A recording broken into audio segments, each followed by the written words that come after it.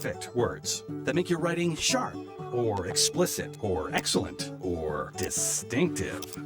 As a matter of fact, for what it's worth, Grammarly can, yeah, that's long.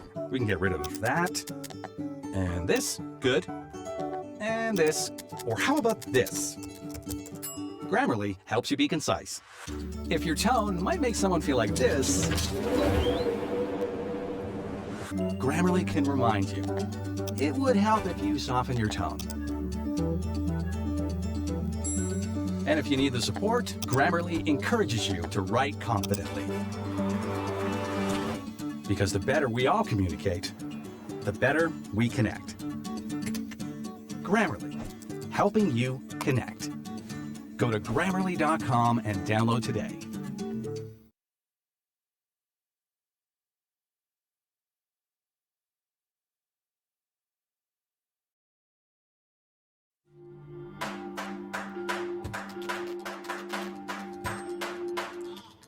Ben was voted one of America's top personal trainers. He's a profound biohacker. He has coached the world's top CEOs, chefs, and professional athletes from, get this, the UFC, the NHL, the NBA, and the NFL.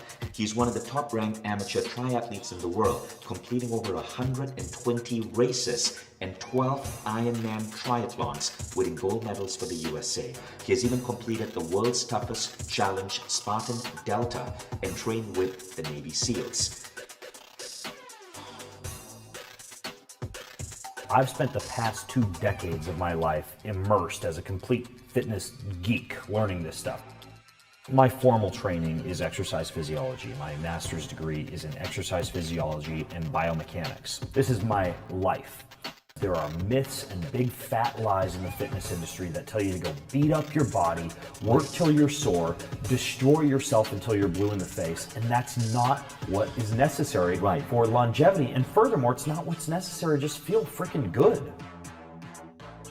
You know, I realized after years of beating up my body with the wrong kind of fitness that my biological age was actually older than my chronological age. What I did was I identified the 5 specific parameters of fitness that you must engage in if you want that complete, balanced approach to fitness, and you also want to maintain your health, your beauty, and your longevity. Which means you now have the body of your 20-year-old self. Exactly, and there's no reason everybody can't have that.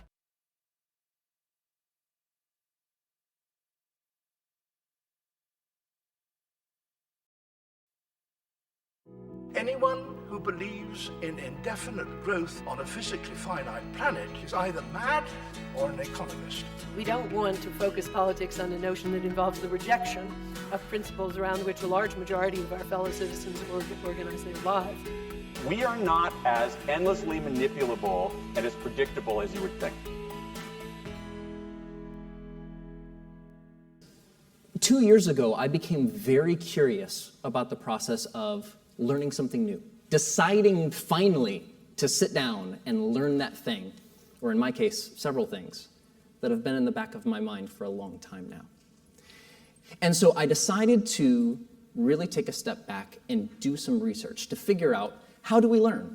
How do we learn things quickly? How do we learn things in a way that allows us to go from knowing absolutely nothing about a skill to being really good in a very short period of time?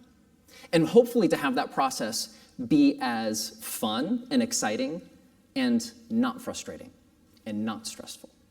And so I decided to go to the library and look up what cognitive psychology says about how we learn. And there's one idea that keeps coming up over and over and over again, the 10,000 hour rule. It takes 10,000 hours to learn something. The 10,000 hour rule was popularized in a book called Outliers by Malcolm Gladwell. Fantastic book. The research is really fascinating. So the original idea of the 10,000 hour rule came from studies. It was a gentleman by the name of K. Anders Ericsson at the University of Florida who studied people like chess grandmasters and people who win the PGA Tour at golf, people who are the very best in the world at whatever it is that they do. And what Dr. Ericsson found was very simple. The more you practice, the more time you spend in what he called deliberate practice, focusing and systematically working on the elements of the skill, the more time you spend, better you get. And in every discipline, what you usually find is the people at the pinnacle of their careers, the people that are the best in the world, have spent around 10,000 hours over a period of at least 10 years, systematically practicing that element of skill. So that set of research is valid as far as it goes, but it doesn't go very far. And here's why. Most of us, when we decide to learn something new for ourselves, we do not have the goal of setting out to be the very best in the world at some very narrow competitive 10,000 hours over a period of... But since this idea came to the popular consciousness 5 or 6 years ago, we've played a society-wide game of telephone about this particular idea.